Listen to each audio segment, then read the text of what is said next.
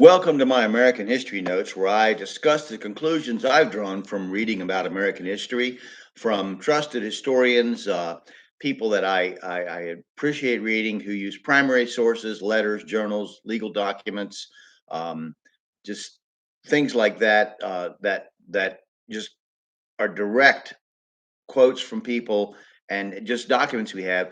And you should know about the concepts and things I discuss, the people, the places, the ideas, even if you don't agree with what I say. It's fine. I'm not doing this to trumpet an ideology or to get somebody to fully accept what I think. I'm not a leader like that. I'm just a regular citizen who wanted to know about the truth of American history, about the facts, and draw conclusions. And you're going to draw conclusions that may be different from mine, but at least draw some conclusions and don't just read somebody else's opinion.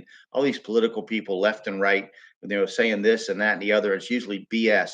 I just want you to have your own conclusions drawn from the basic facts. So here we go. I'm going to continue um, talking here all through Locke's work that I mentioned before. All right. So if you listened to me before, you'll know about the work that I mentioned that you can get online. Are references to biblical events.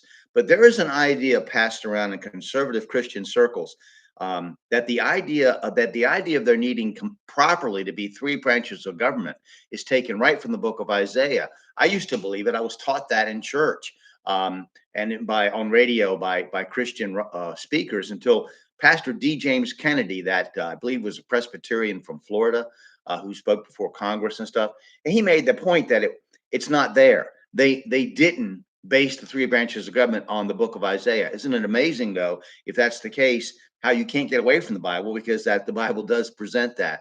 But the passage I read the debates on the Constitution twice, um, and because I was searching for that where they talked about that, but it could have been an idea in their heads, but it was never stated that they derived the separation of powers from the Bible.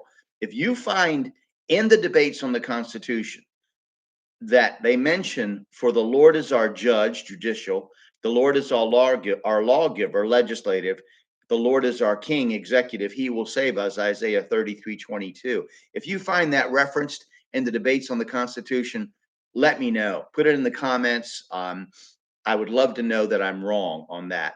But it was Montesquieu's Spirit of Laws and Locke and other people that they based it on. It wasn't the Bible. It's amazing.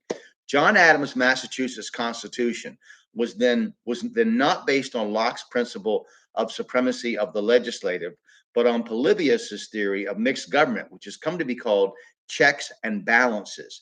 A strong chief executive represents authority, a Senate represents property, and a lower house represents the masses in this line of thinking.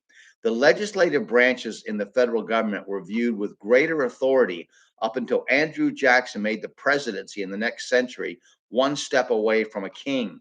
Montesquieu, the French political philosopher, spoke of a separation of powers in government in his work, The Spirit of Laws, and was well known and quoted by the founders.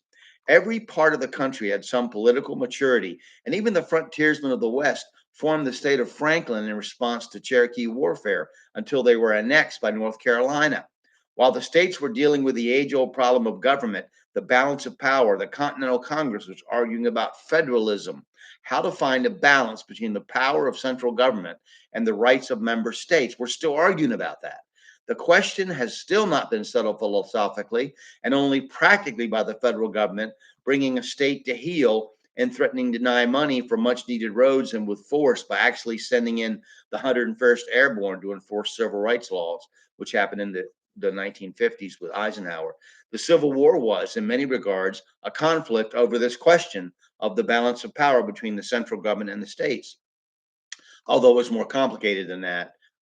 You can't say that the Confederacy fought for states' rights because they also fought for a law before the Civil War requiring states that didn't allow slavery to return runaway slaves, which is sort of like imposing your law on other states, making the federal government do that. That's certainly not states' rights.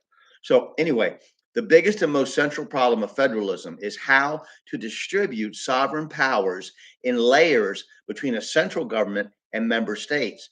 A federal constitution should draw the line, but Morrison says it's impossible to make the distinction clear. John Dickinson, who was the chairman of the committee in the Continental Congress called to draft a confederation, presented it to Congress in July of 1776.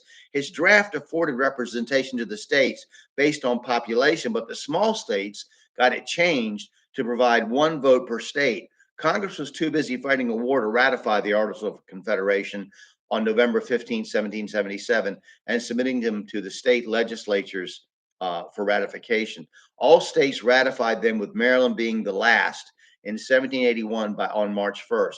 As a result, Americans fought the entire war for independence, almost to Yorktown, without a formal constitution, but operating merely with an informal union.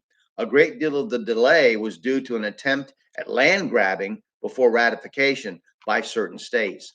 And we'll stop there, and we'll continue our discussion about from Confederation to Constitution next. Thank you for listening, and I hope you'll dig into history.